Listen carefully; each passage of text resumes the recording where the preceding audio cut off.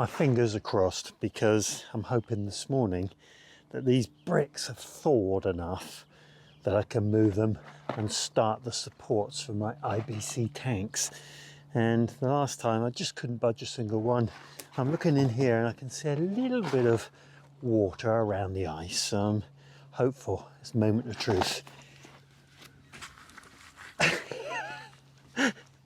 No, I am going to try and lever them. Let's see. Here's one of these bars. Oh yeah, I can lever them. But I've got to try and find ones that are quite strong, and by that I mean the ones that are more likely to have been used as fire bricks, and nice flat surfaces. That's a good one. Right, I'll work my way through and see if I can release enough for the purpose.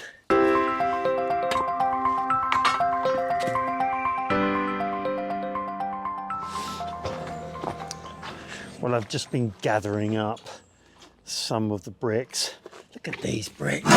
Now, I know you can't get too excited about a brick, but these say Beaufort Brick Company, which is an area in the locality which obviously had a brickworks at some point, and they have been around for years and years, and they're just absolutely solid, and the density of the brick is incredible. So they're going to be perfect. But I've also been measuring things.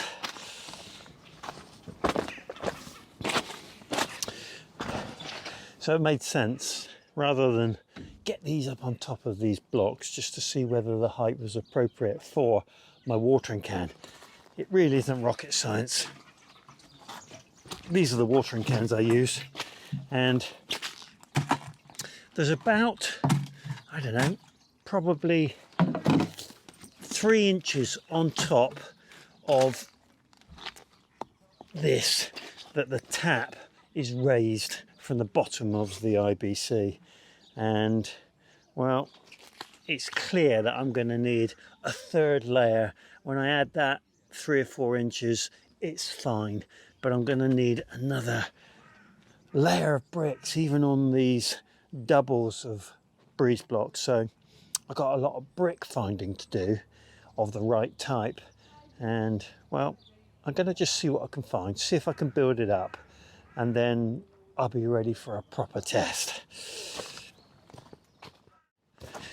Well, I am scratching around for those more robust bricks, and then I spied these, and these Belfast tanks, oh yes, they are coming out, because being next to this grassy bank, they just get infiltrated by weed seed, and every year they filled up with weeds. So this year I plan to bring them out, put them somewhere where they haven't got quite as much exposure to weeds, and continue to use them. I think they're very heavy, so all I'm going to do is slide them off these bricks, I think, and see how I get on.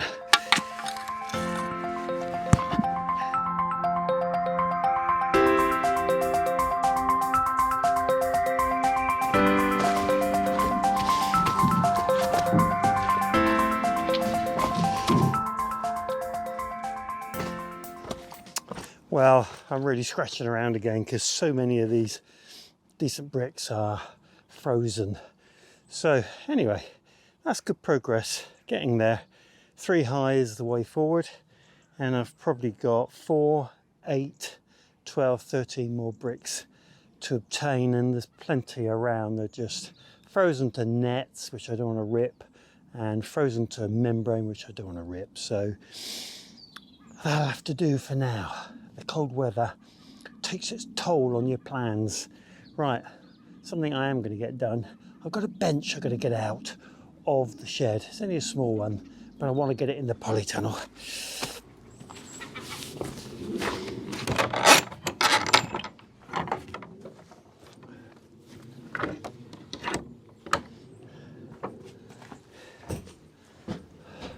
Well, I'm going to get out of this shed pretty soon. We're middle of January now, and I want to be out of here by March. So January, February, about 6 weeks. I really need to be getting a shift on. There's not too much left, and I've got an agreement with the gentleman who's taken over the coop that he'll take this over, so I'm pleased about that. It means it will be utilised, and whilst it can't really be moved because it's not stable, it will make very good use of the shed and very useful to him, I'm sure.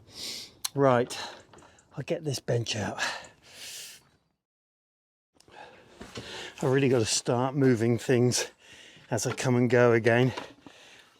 This is what I'm going to be using fairly soon to get the polytunnel in tip-top condition. Use some Algon, which gets rid of all the algae, and this sprayer is the absolute perfect job for it.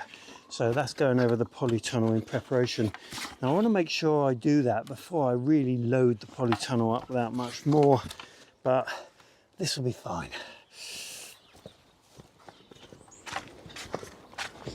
It won't be long before I start bumping into, well, plant-related jobs that I want to do, like pruning.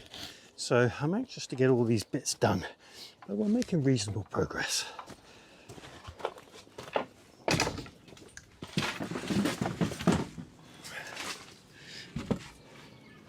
So this bench is coming in here. Got a few things to shufty around. There's my Algon.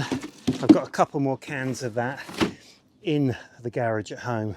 So I'm going to just move these things out of the way for a moment, and then I'll restack them back into the shelf. And I've got to start rationalising really, because I think there's some things that I'm just not going to use, but they're tough decisions, as I'm sure you're aware. Right, onward. Well, as is inevitable, I feel like I'm moving things backwards and forwards and not making a great deal of progress, but I guess I'm getting there slowly.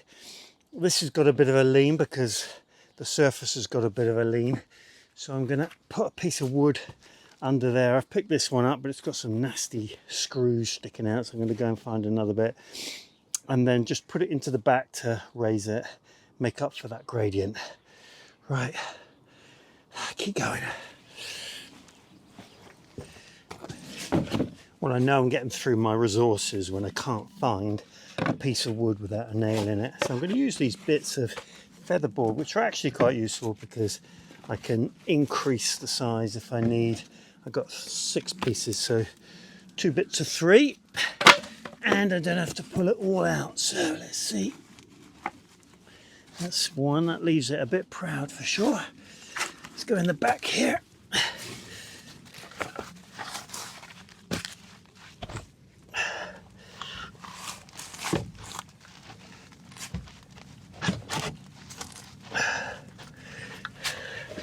Right, how's that? Pretty good. It is always going to be a bit wobbly because it's not a very firm structure, but hopefully if I stand back here, it's now looking a bit straighter. Good times.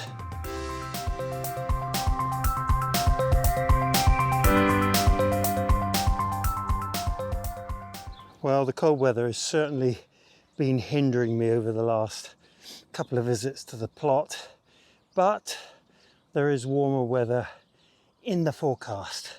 We think we'll have a thaw by tomorrow.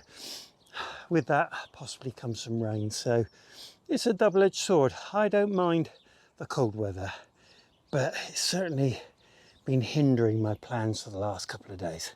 There's a few things I'd like to show you. Look at this pond. Really strange pattern in the freezing. It's sort of bumpy at this end and smooth at the other end. I can only imagine that it was blowing wind and freezing as it got up to this end. Very strange indeed. The rhubarb is coming along nicely. These plants have just started to show some growth. You can see the little red bulb coming up, and it's true of all of those. And then this one at the end, which is a different variety, is really cracking on, which is nice to see. I've got to get some of these weeds out fairly quickly, not today because it's just too frozen, but the raspberry bed was pretty weed free following covering it with grass clippings, but those grass clippings, they've almost disappeared, which is amazing, which I guess is the worms taking the grass into the soil and general decomposition. But this grass that's growing now will become a problem unless I get it out fairly rapidly. You can see it growing around the base of the raspberries there, and there's a couple of spots like that, not too much, thank goodness, and there's a couple of docks starting to grow there, I think. So I do want to get the wires on these raspberries slightly differently positioned.